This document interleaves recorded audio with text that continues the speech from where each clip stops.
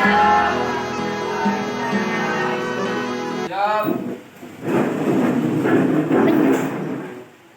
Beri salam dan ucapkan selamat pagi.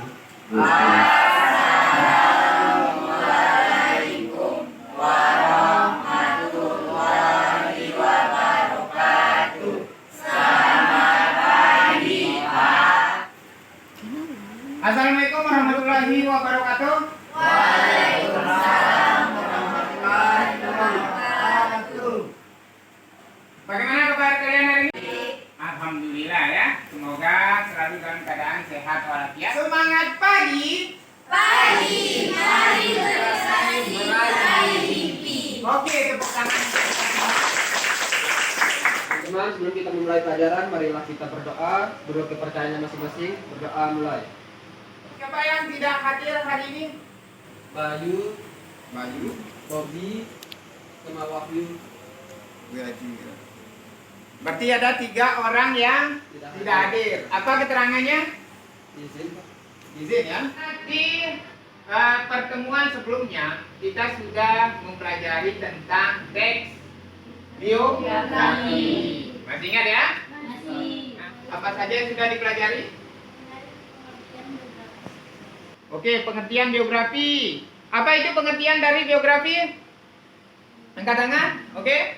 Tegak. Biografi adalah perjalanan hidup seseorang yang dari awal lahir hingga dia wafat. Oke, kasih tepuk tangan dulu untuk yang temannya yang sudah menjawab. Kemudian selain pengertian apa lagi? Perbedaan teks biografi sama cerpen. Apa perbedaannya? Kalau cerpen itu fiksi, tapi kalau biografi semuanya fakta. Iya, kasih tepuk tangan dulu untuk Ina ya. Ini adalah setelah melaksanakan pembelajaran model problem based learning dengan strategi detektif bahasa, peserta didik diharapkan dapat mengidentifikasi struktur dan kebahasaan teks biografi, kemudian menganalisis tabulasi data dan informasi tentang struktur dan kebahasaan teks biografi. Baik, silakan perhatikan gambar yang ada di slide. Itu gambar apa? Apa yang bisa kalian pahami tentang struktur teks berdasarkan ilustrasi gambar yang ada di sana? Ada yang bisa? Oke, Yunita. Oke, kasih tepuk tangan untuk Yunita.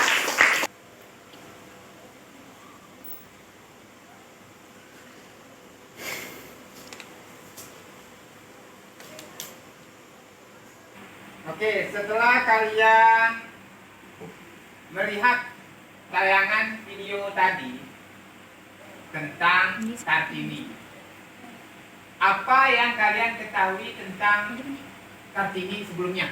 Belum apa namanya melihat tayangan video ini? Pahlawan wanita. Pahlawan wanita. Iya, pahlawan wanita ya. Kemudian apa lagi? Mendirikan sekolah wanita. Kemudian R.A. Kartini sempat menulis sebuah buku ya. Nah, apa judul bukunya? Ini kan judul bukunya Habis gelap terbit terang. Ya, bisa diingat itu ya. Itu sangat apa saja strukturnya, kemudian apa saja kaidah kebahasanya. Nah, kalian akan menemukan dalam sebuah game. Game itu sudah ada di komputer di depan kalian masing-masing.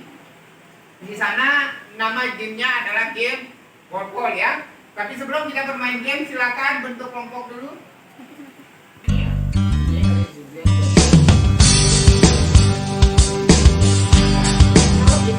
Nah, akan bagikan LKPD-nya ya.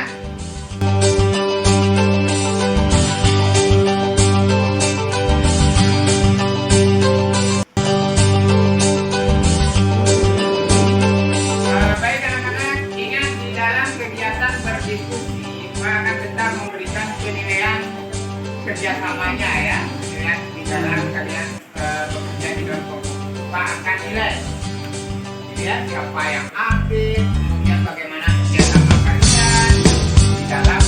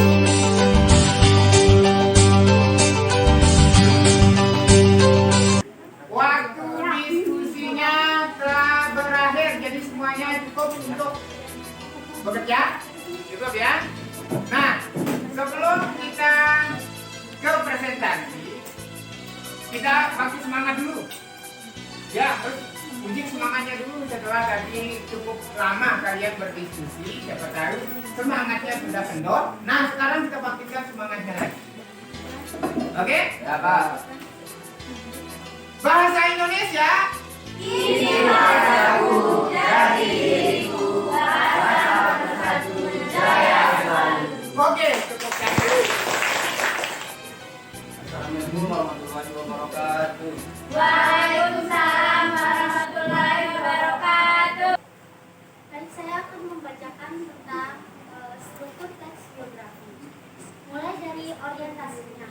Kutipan teks biografi yaitu Chairil Anwar lahir di Medan, Sumatera Utara pada 26 Juli 1922. Ia merupakan anak tunggal dari pasangan Tulus dan Salha. Keduanya berasal dari Kabupaten 50 Kota, Sumatera Barat. Jabatan terakhir sang ayah yaitu Bupati Indragiri Riau.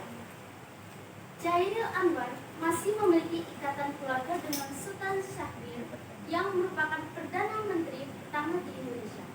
Sebagai anak tunggal, Chairil Anwar selalu dimanjakan oleh orang tuanya. Akan tetapi, Chairil cenderung memiliki sikap keras kepala dan tidak ingin kehilangan apapun. Yang kedua, peristiwa penting. Chairil Anwar memulai pendidikan di Honland Unless School atau HIS, yaitu sekolah dasar bagi orang pribumi pada masa penjajahan Belanda. Kemudian, ia meneruskan pendidikannya di Mulo pada saat usianya mencapai 18 tahun. Ia tidak lagi bersekolah. Chairil Anwar mengatakan bahwa sejak usia 15 tahun, ia sudah bertekad menjadi seniman. Yang ketiga, reorientasi. Vitalitas puitis Chairil tidak pernah diimbangi kondisi fisiknya. Sebelum menginjak usia 27 tahun, ia telah mengidap sejumlah penyakit. Pada tanggal 28 1949, Chairil meninggal dalam usia muda di Rumah Sakit CBC, sekarang Rumah Sakit Dr. Cipto Mangunkusumo, Jakarta, setelah dirawat dari 22 sampai 28 April 1949. Penyebab kematiannya tidak diketahui dengan pasti. Menurut dugaan ia meninggal karena penyakit usus TBC. Ia dimakamkan sehari kemudian di Taman Pemakaman Umum Karet Bifak, Jakarta. Selama hidupnya, Chairil telah menulis sekitar 94 karya, termasuk 70 puisi. Kebanyakan karyanya tidak dipublikasikan hingga kematiannya. Puisi terakhir Chairil berjudul Cemara Menderai Sampai Jauh, ditulis pada tahun 1949. Sedangkan karyanya yang paling terkenal berjudul Aku dan Kerawang Bekasi. Semua tulisannya, baik yang asli, modifikasi, atau yang diduga diciplak, dikompilasi dalam 3 buku yang diterbitkan oleh Pustaka Rakyat. Teks kebahasaan nomor 1, penggunaan kata ganti orang ketiga. Pertama, ia merupakan anak tunggal dari pasangan Tulus dan Soleha. Kedua, ia meneruskan pendidikannya di Hulu. Ketiga, ia membaca karya-karya pengarang internasional ternama. Ia mengidap sejumlah penyakit. Dan keempat, ia meninggal karena penyakit CBC. Penggunaan kata kerja tindakan. Membaca karya-karya pengarang internasional. Dari teman-teman ada yang bertanya, silakan. Kan nama saya Muhammad Sabit dari kelompok 3 ingin bertanya. Dari kaidah kebahasaan teks yang sudah dipaparkan oleh kelompok tadi, manakah contoh yang menandakan kaidah kebahasaan teks deskriptif? Deskriptif. Pertama, kata yang selalu dimanjakan dan cenderung memiliki sikap keras kepala dan tidak ingin kehilangan apapun. Gimana kelompok 3? Apakah jawaban dari saya membuat kalian puas? Dia ada 3 ya, 3 penanda. Bagaimana? Ya Pak. Yes. Terima kasih kelompok 3 sudah bertanya. Ya, Ya.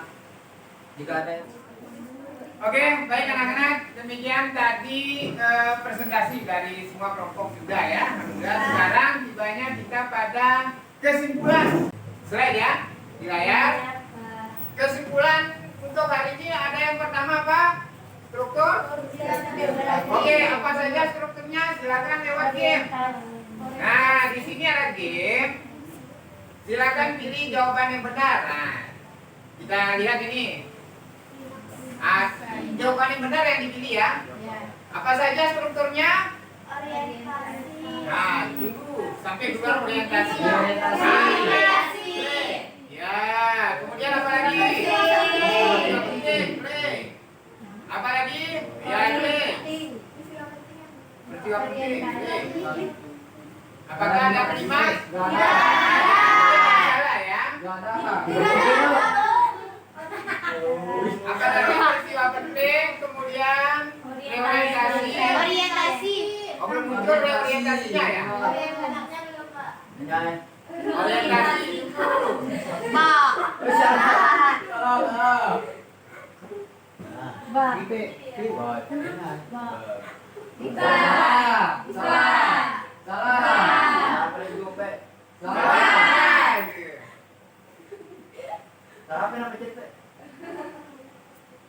Itu ada ya?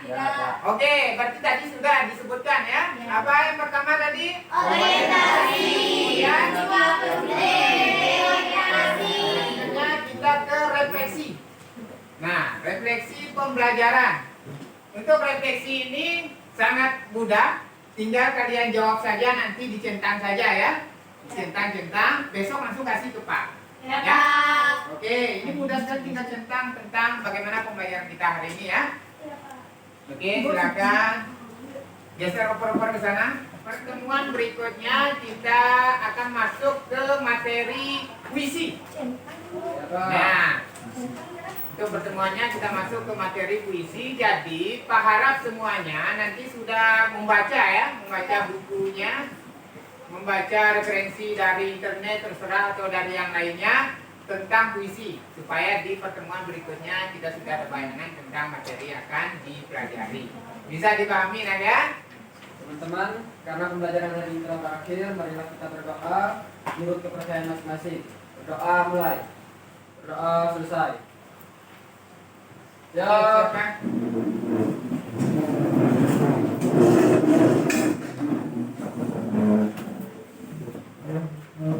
Beri salam dan ucapkan terima kasih. Salam.